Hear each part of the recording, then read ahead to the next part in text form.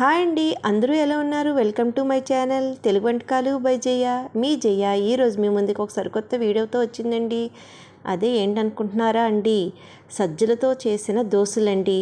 చూసారు కదా, మనకి మిల్లెట్స్లో చాలా రకాలు ఉంటాయి కదండి. అందులో ఒక రకం సజ్జలండి. ఈ సజ్జలు ఆరోగ్యానికి చాలా మంచిదండి. మంచి ప్రోటీన్ ఫైబర్ ఉంటుందండి. ఈ సజ్జలు 2 గ్లాసులు తీసుకుంటే 1 గ్లాస్ మినపప్పు తీసుకున్నానండి, గుళ్ళుపప్పు. అలాగే పావు గ్లాసు రైస్, అలాగే 1/2 టీ స్పూన్ మెంతులు వేసి శుభ్రంగా కడుక్కొని 6 గంటలు వాటర్ వేసుకొని నానబెట్టుకున్నానండి. 6 గంటలు అయిన తర్వాత మరొకసారి శుభ్రంగా కడుక్కొని మరలా మనం గ్రైండర్లో కానీ మిక్సీలో వేసుకొని దోశల పిండిలా మెత్తగా రుబ్బుకోవాలండి. అప్పుడే మనకి దోశలు మంచి క్రిస్పీగా, మెత్తగా, సాఫ్ట్గా వస్తాయండి. మనకి క్రిస్పీగా కావాలనుకుంటే పలుచగా వేసుకోవాలి, సాఫ్ట్గా కావాలనుకుంటే కొంచెం దలసరిగా వేసుకోవాలండి. చూసారు కదండి, ఈ పిండి రుబ్బుకునేటప్పుడైతే ఒకేసారి నీళ్ళు వేసుకోకుండా కొంచెం కొంచెం నీళ్ళు వేసుకొని రుబ్బుకుంటే మనకి మెత్తగా నలుగుతుందండి. మధ్య మధ్యలో చేతితో కలుపుకుంటూ రుబ్బుకోవాలండి. చూసారు కదండి ఎంత చక్కగా నలుగుతుందో. ఈ సజ్జలతోని చక్కగా దోశలు వేసుకోవచ్చండి. అలాగే మనం జావ కాసుకోవచ్చు, మళ్ళీ పొంగల్లా చేసుకోవచ్చండి. ఇలాగే పునుకుల్లా వేసుకోవచ్చు. మనం పూర్ణం బూరెలు వేసుకునేటప్పటికి మనం రైస్తో కలుపుకుంటాం కదండి. అలాగే దీన్ని ఈ దోశలు పూర్ణం బూరెలకి బ్యాటర్ కింద కూడా మనం ఇది ఇలా చేసుకోవచ్చండి. మెత్తగా రుబ్బుకొని మనం బియ్యం పిండి, మినప్పిండి వేసి పూర్ణం బూరెలు చేస్తామండి. ఈ సజ్జ పిండితో కలుపుకొని కూడా చేసుకోవచ్చు. ఇది మెత్తగా నలిగిపోయిందండి. ఇప్పుడు నేను ఒక డబ్బాలోకి తీసుకొని దీన్ని మూత పెట్టి పక్కన పెట్టి ఒక 6 గంటలు 8 గంటలు దీన్ని పక్కన పెడితే మనకి బాగా పులుస్తుందండి. ఈ పులిసిన పిండిలో మనం ఉప్పు, చక్కగా కావలసినంత వాటర్ కానీ, చూసారు కదండి, మార్నింగ్కి అయితే ఇలాగ 6 గంటల తర్వాత చూస్తే ఇలాగ బాగా పులిసి ఉందండి. ఇప్పుడు దీంట్లో మనకు సరిపోయినంత ఉప్పు, అలాగే కొంచెం చిక్కగా ఉంటే వాటర్ వేసుకొని దోశ వేసుకుంటానికి వీలుగా ఉండేలా కలుపుకోవాలండి. ఈ సజ్జల దోశలు అయితే చాలా టేస్టీగా వచ్చాయండి.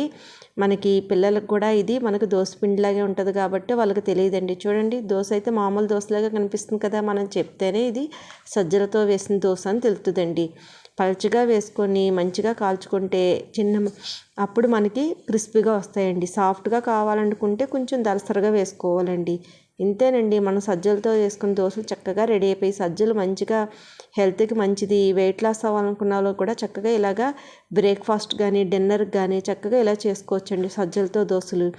అలాగే మనం ఓన్లీ రైస్తో చేసుకునే కంట రైస్కి బదులు ఇలాంటి మిల్లెట్స్ కానీ ఏవైనా తీసుకోవచ్చండి. ఇలాగే మన ఛానల్లోని మిల్లెట్స్తో వాటితో చేసిన రెసిపీస్ చాలా ఉన్నాయండి. ఎవరైనా చూడకపోతే ఒకసారి వెళ్ళి చూడండి.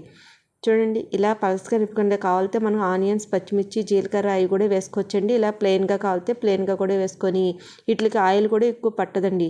చక్కగా మనం ఇనుప పానం మీద వేసుకుంటున్నాం కదండి, ఇనుప పెనం మీద చక్కగా వస్తాయి.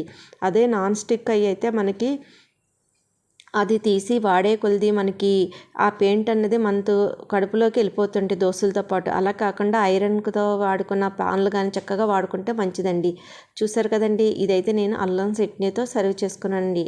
అల్లం చట్నీతో అయితే చాలా టేస్టీగా ఉన్నాయి. పల్లీ చట్నీ చేసుకోవచ్చు, అల్లం చట్నీ, అలాగే కొబ్బరి చట్నీ. ఇవి అయితే క్రిస్పీ దోశలు అండి. చూసారు కదా, రౌండ్గా చక్కగా మనకి వచ్చాయి ఫోల్డింగ్ చేయడానికి. ముందు వేసి చూపించింది మీకు సాఫ్ట్ అండి, మెత్తటి దోశలు. ఇలా అల్లం చట్నీతో నేను సర్వ్ చేసుకున్నానండి. టేస్ట్ అయితే చాలా బాగున్నాయండి. అయితే మనం మార్నింగ్ చక్కగా దోశలు వేసుకున్నాం కదండి, ఈవినింగ్కి కొంచెం పిండి మిగిలితే అందులోని వెదర్ చల్లగా ఉందని ఏమైనా వేడివేడిగా తింటాకి కావాలని పిల్లలు అడిగితే అలా పునుకుల్లా వేసానండి. చూడండి, అందులో ఉల్లిపాయ, పచ్చిమిర్చి, జీలకర్ర, కరివేపాకు, కొత్తిమీర అన్నీ సన్నంగా కట్ చేసుకొని, దోశల పిండి కొంచెం పలచగా ఉంటుంది కదండి, అందులో కొంచెం గోధుమ పిండి కలిపి ఇలా పునుకుల్లో వేసానండి. చాలా క్రిస్పీగా, సాఫ్ట్గా, పైన క్రిస్పీగా లోపల సాఫ్ట్గా, టేస్ట్ అయితే చాలా బాగున్నాయండి. మనకి బయట తెచ్చుకుంటాం కదండి పునుకుల్లో అంటే చల్ల పునుకులని, అలాగైతే ఉన్నాయండి. పిండి కొంచెం పులిసింది కదా, దాంతో వేయడం వల్ల అయితే చాలా టేస్టీగా అయితే వచ్చాయండి. ఇలా మనం గుంట పొంగనాల కింద కూడా వేసుకోవచ్చండి. ఆయిల్ ఎక్కువగా అవసరం లేదనుకున్న వాళ్ళు గుంట పునుకుల్లా వేసుకోవచ్చు. పునుకులు అయితే రెడీ అయిపోయింది. ఇట్లా టమాటా సాస్తో సర్వ్ చేసుకుంటే టేస్ట్ అయితే చాలా బాగున్నాయి. వీడియో అందరికీ నచ్చితే ఒక లైక్ చేయండి. లైక్ చేయడం వల్ల అయితే వీడియో ఎక్కువ మందికి రీచ్ అవుద్ది, నాకు సపోర్ట్ చేసిన వాళ్ళు అవుతారు. నా ఛానల్ ఇప్పుడు వరకు చూడకుండా కొత్తగా చూసిన వారైతే నేను సబ్స్క్రైబ్ చేసుకోకపోతే సబ్స్క్రైబ్ చేసుకొని బెల్ ఐకాన్ యాక్టివేట్ చేసుకోండి. కొత్తగా నేను ఏ వీడియో పెట్టే మీకు నోటిఫికేషన్ వస్తుంది. Thank you for watching friends.